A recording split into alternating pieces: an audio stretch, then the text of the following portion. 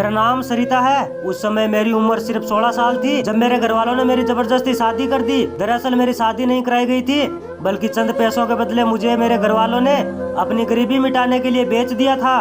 मुझे खरीदने वाले आदमी की उम्र तकरीबन 50 साल के करीब थी। मैं अपने बाबा के साथ गाँव में रहती थी। उस वक्त मेरे दिल पर क्या गुजरी थी यह सिर्फ मैं ही जानती थी। पूरी तरह से मेरी जिंदगी तबाह हो चुकी थी। वो इंसान मुझे अपने साथ घर ले आया। मैं सारा दिन बस घर के कामों में मसरूफ रहती, क्योंकि घर में मुझसे कोई प्यार करने वाला भी नहीं था। मेरे पति का नाम डॉक्टर रमेश था, जो गुप्त रोगों का इलाज किया करते थे। मेरे सास ससुर तो कब के गुजर चुके थे और मेरा पति मुझसे बिल्कुल भी मोहब्बत नहीं करता था, बल्कि वो मुझे शायद अपनी रखेल बनाने के लिए खरीद कर लाया था। मेरे पति अक्सर घर से थोड़ी दूर सारा दिन एक छोटी सी दुकान में ही रहते थे। मेरे पति हमेशा मेरे साथ गुस्से से ही पेश आते थे। यही नहीं, सुहागरात वाले दिन भी मुझसे इसी तरह पेश आए थे और वह हमेशा मेरे पास ना रहकर मुझसे दूर ही रहते थे। एक दिन उनसे मैंने कह दिया, मुझे अकेले में डर लगता है, आप मेरे साथ आकर सो जाया करो। दरअसल मुझे अकेले में डर नहीं लगता था, बल्कि मैं अपने पति के साथ कुछ वक्त बिताना चाहती थी, जिससे हमारा रिश्ता मजबूत हो सके। मैं चाहती थी कि औरों की तरह मुझसे भी मेरा पति मोहब्बत की बातें करे, मेरे साथ गुस्से से पेश ना आए। मेरी इस बात को सुनकर मेरा पति कहने लगा, मुझे तुम्हारे पास नहीं सोना, जिस काम के लिए तुम्हें रखा है वही काम करो, इस तरह की बातें सोचने की जरूरत नहीं है। यह सुनकर मैं हैरान सी हुई और सोच में पड़ गई। तभी वो मुझसे कहने लगे, जो तुम चाहती हो वो अब मैं नहीं दे सकता, क्योंकि अब मेरी उम्र बीत चुकी है। मुझे पहले तो इस बात की समझ नहीं आई, लेकिन फिर जब इस बात पर गौर किया तो मुझे समझ में आया कि मेरा पति मुझे वो खुशी नहीं दे सकता। उसके पास इस क्षमता की कमी थी। लेकिन ये बात भी तो हैरान कर देने वाली थी कि मेरा पति लोगों के गुप्त रोगों का इलाज किया करते थे, तो फिर वह अपना इलाज क्यों नहीं करते थे? क्या वह लोगों के साथ गुप्त रोगों के इलाज का कहकर झूठ बोल रहा था? मेरे तो कुछ समझ में नहीं आ रहा था।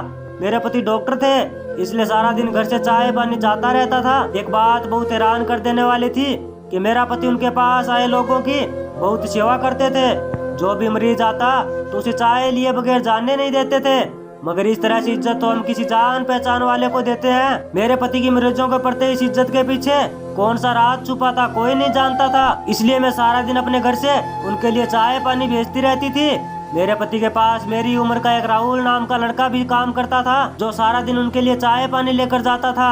राहुल के घर पर सारा दिन चक्कर लगाने से मेरी उससे अच्छे से जान पहचान भी हो गई थी और इस तरह कभी कभार आपस में बातचीत भी हो जाती थी। मुझे राहुल से बातें करना अच्छा लगने लगा, क्योंकि मेरा पति तो मुझसे कोई बात भी नहीं करता था। फिर राहुल को मैंने यह भी कह दिया था कि इस आदमी से मेरी शादी नहीं हुई, बल्कि मुझे घर वालों से खरीद कर लाया है।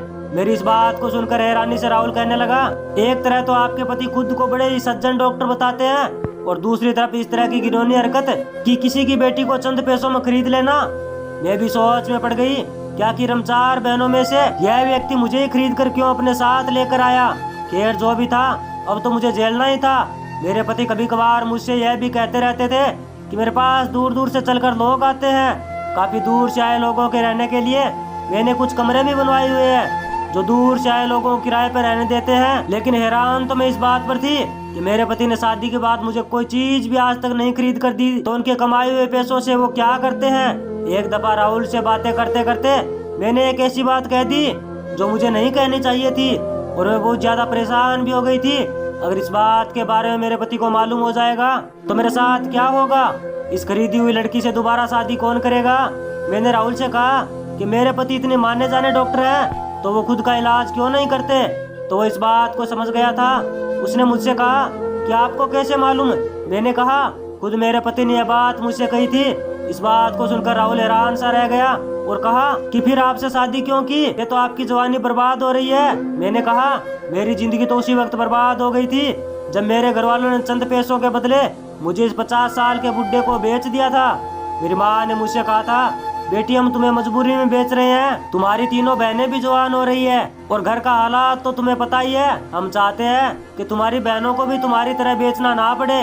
मैंने अपनी बहनों की जिंदगी के लिए खुद की खुशियों को बर्बाद कर लिया।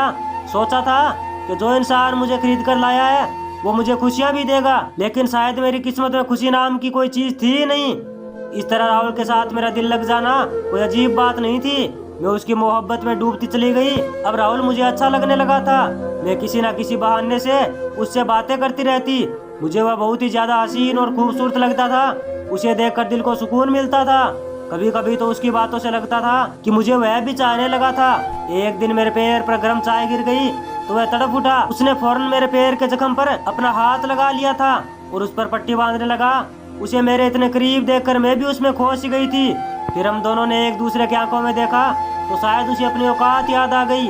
वह तुरंत मुझसे दूर हो गया।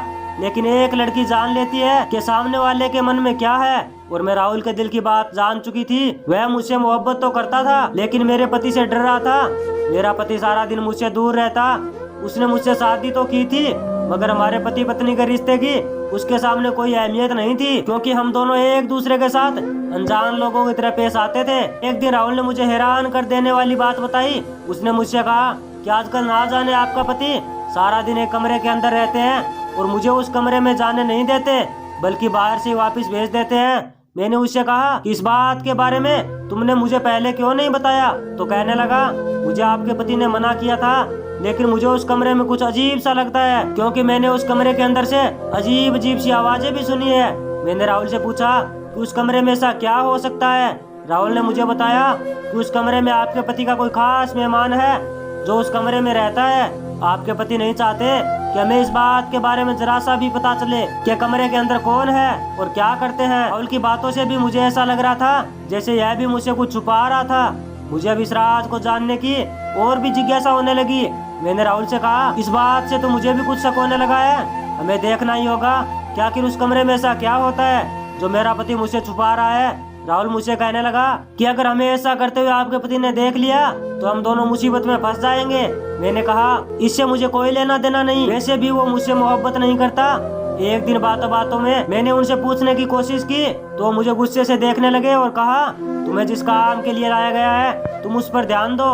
मैंने राहुल से कहा कि किसी तरह मेरे पति के खाने में नींद की गोलियां मिला दो ताकि हम उस कमरे में जा सके। जब मैंने उससे कहा तो उसने इस काम को करने के लिए साफ इनकार कर दिया। फिर मैंने उससे कहा कि क्या तुम मेरे लिए इतना भी नहीं कर सकते? तो उसने कहा कि मैं तुम्हारे लिए सब कुछ कर सकता हूँ मगर तुम मेरी तो नहीं हो। मैंने कहा कि ऐसा ही है, हमें एक दूसरे की इज्जत तो करते हैं, एक दूसरे के लिए तकलीफ में काम तो आते हैं। मेरी इस बात को सुनकर उसके दिल में मेरे लिए हमदर्दी जाग उठी। तो राहुल ने अगले दिन जब मेरे पति के लिए खाना लेकर गया तो उसमें नींद की गोलियां मिला दी। हम दोनों बहुत डरे हुए थे, पता नहीं मेरे पति को शक हुआ या नहीं, क्योंकि उस दिन मेरे पति ने राहुल को अपने साथ बैठाकर खाना खिला दिया, जिसे खाते ही राहुल भी मेरे पति के साथ बेहोश होकर वहीं गिर पड़ा। मैं छुपकर सब कुछ देख रही थी। मैं बहुत घबरा सी गई क्योंकि अब मुझे उस कमरे में अकेली कोई जाना था। मैं डरी हुई लड़खड़ाती कदमों से कमरे की तरफ गई। जब मैंने कमरे का दरवाजा खोला तो सामने का मंजर देखकर मेरे कदमों तले से जमीन ही खिसक गई, क्योंकि वहाँ कोई और नहीं बल्कि मेरी तीनों बहनें बैठी थी। मुझे कमरे में देखते ही रोती हुई भागकर मेरे गले से लिपट गई। मैंने पहले कैसे जैसे उन्हें शांत किया और पूछा यार तुम सब क्या कर रही हो और तुम्हें यहाँ पर किसने ला कर रखा है? मैं उनको इस हालात में देखकर उनके सामने हैरान सी खड़ी थी। मुझे मेरी आंखों पर यकीन नहीं हो रहा था। मेरी एक बहन ने रोते हुए मुझसे कहा दीदी, माँ बाप ने तुम्हारी तरह हमें भी इस इंसान को कुछ पैसों के बदले बेच दिया। इतना सुनते ही तो जैसे मेरे जिस्म से जान ही निकल गई, क्योंकि मेरे घर वालों ने मुझसे वादा किया था कि तुम्हारी बाकी बहनों के साथ हम ऐसा नहीं करेंगे। मुझे विश्वास दिलाने के बावजूद भी मेरे माँ बाबा ने मेरी बहनों को बेच दिया। मगर ये इंसान भी तो कितना नीच था जो घर वालों को कुछ पैसों का लालच देकर मेरी बाकी बहनों को भी खरीद लाया था। मुझे बिल्कुल समझ नहीं आ रहा था कि मेरी बहनों को मुझसे छुपा कर यहाँ क्यों रखा गया है। मैंने उनसे पूछा तो मुझे बताने लगी कि शाम को यहाँ पर तरह तरह के लोग आते हैं, लेकिन अभी तक हमारे साथ कुछ गलत भी नहीं हुआ। मैं जान चुकी थी कि मेरा पति मेरी बहनों के जिस्म का सौदा करने वाला है। मैंने तुरंत उनसे कहा कि हमें जल्द से जल्द यहाँ से निकलना होगा। तो मैं जल्दी से राहुल के पास गई और उसे होश में लाने की कोशिश करने लगी। कुछ देर तक कोशिश करने के बाद राहुल को होश आ गया। मैं उसे भी साथ लेकर वहाँ से कैसे जैसे भाग निकली। राहुल ने मुझसे कहा कि हम पुलिस के पास जाकर उन्हें सब कुछ बता देते हैं, मगर मैं बहुत डरी हुई थी तो मैंने पुलिस के पास जाने से इनकार कर दिया। राहुल ने मुझे समझाया अगर हम इनकी करतूतों के बारे में किसी से नहीं कहेंगे तो शायद ये इसी तरह मासूम लड़कियों का सौदा करता रहेगा। उसकी इस बात को सुनकर मैं पुलिस स्टेशन जाने के लिए तैयार हुई। हम सब पुलिस स्टेशन गए और वहाँ जाकर सब कुछ बता दिया कि वह इंसान लड़कियों को खरीद कर उनके जिस्म का सौदा करता है। कुछ देर बाद कुछ सिपाही जाकर उसे पुलिस स्टेशन ले आए तो अपनी करतूतों को स्वीकार कर लिया और कहने लगा कि मैं इन लड़कियों से धंधा करवाना चाहता था। वो कहने लगा कि इस बारे में तुम्हारे घर वालों को भी मालूम है। उसकी इस बात को सुनकर तो मेरी रूह कांप उठी। जब मैंने अपने घर वालों से बात की तो उन्होंने मुझे पहचानने से साफ इनकार कर दिया। ऐसी भी कौन सी मजबूरी थी जो मेरे माँ बाप ने हमारे साथ यह सब किया। एक पल के लिए तो मुझे लगा जैसे मेरा सब कुछ खत्म सा हो गया।